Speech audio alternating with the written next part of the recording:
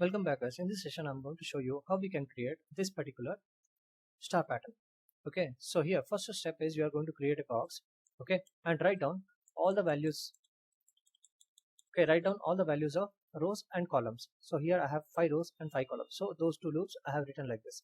Okay, now second step is write down all the indexes of j where you want to see the stars. Okay, when I is 1, okay, I want to see star only at j index of 1, okay, not at 2, 3, 4 and 5. Okay, so when I is 2, I want to see at 1 and 2. Similarly, when I is 3, I want to see only at 1, 2 and 3, not at 4 and 5. So like this, when I is 4, I want to see at 1, 2, 3 and 4. So when I is 5, I want to see at all the indexes of j. So we have to write a conditional statement for j saying that if j is less than or equal to 1. Okay, so this is the condition when I is equal to 1. Similarly, when j is 2, j should be less than or equal to 2, and here it will be j will be less than or equal to 3. Coming down here, when I is equal to 4, j should be less than or equal to 4, and when I is 5, j should be less than or equal to 5. So this is the j condition. Okay, now the final j condition I'm going to come up with is like this: j should be less than or equal to I value. Okay, because here I is 1, okay, and that is what we want here. J, if it's less than or equal to 1, okay, when I is 2, j will be less than or equal to 2, that is j will be less than or equal to I itself.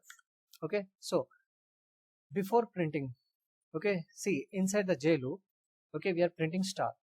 Okay, but before printing star only, I'm going to give one more condition here, that is our if condition, stating that if j value is less than or equal to I, okay, then only we have to print the loop. Okay, let me come here like this, then only we have to print the particular star. Okay, we have to indent this properly like this. Okay, or else, okay, else statement will be exactly where the if statement is, okay, in the indentation line. Okay, so here I'm going to say else, okay, and then we are going to see space. Okay, so here exactly next to the print statement like this, we are going to print space. Okay, and we are going to give comma equal to end equal to like this, double quotes or single quotes like this. Okay, and every time the j loop ends, okay, we are going to just say print statement, and that particular pattern is going to get printed.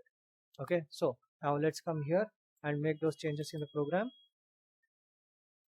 So let me just remove this also. So here I'm going to say like this: if j is less than or equal to I, come outside the curly braces here, okay, indent this with the if condition, saying that if j is less than or equal to I, here in double quotes I'm going to say print star.